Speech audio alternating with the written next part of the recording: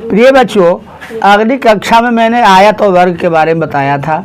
अभी मैं त्रिभुज के बारे में जानकारी देना चाहता हूँ।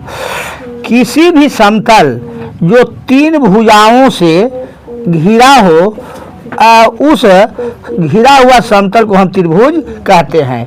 जैसे तीन रेखा ए और बी, बी और सी, तो यहाँ तीन भुजा बनता है ए बी, दूसरा हो गया बी सी और ए सी, दोनों में कॉमन है।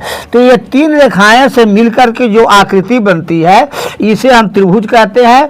त्रिभुज कई प्रकार के होते हैं, कई प्रकार के होते हैं, और कहीं के प्रकार के बारे में हम अगली कक्षा में बताएंगे। और यह प्रकार का विभाजन कोण से होता है, तो मैं अगली कक्षा में यह भी बताऊंगा कि रेखा क्या है और कोण क्या है। मैंने कम समय होने के कारण त्रिभुज के बारे में ये इसलिए बोला कि इसमें जानकारी होता है बच्चों को। तो किसी भी तीन रेखाओं से घिरे हुए क्षेत्र को हम त्रिभुज कहते हैं, और त्रिभुज के तीनों कोणों का योग 180 डिग्री होता है। अगर त्रिभुज समबाहु त्रिभुज है तो उसका प्रत्येक कोण 60 डिग्री का होगा। अगर समद्विबाहु त्रिभुज होगा तो उसका एक कोण कम होगा, दो कोण ज़्यादा होंगे। इस तरह से सभी भुजाओं को अगर जोड़ दिया जाए तो उसका क्षेत्रफल या गुना कर दिया जाए तो क्षेत्रफल 180 डिग्री का होता है।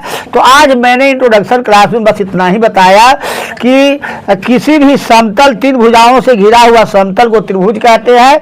त्रिभुज के कई प्रकार होते हैं जो तीन भुजाओं से घिर कर बनते हैं, और त्रिभुज के तीनों कोणों का योग चाहे कोई भी त्रिभुज हो उसको 180 डिग्री होता है। आगे हम लोग विस्तार से अध्ययन करेंगे। Thank you very much.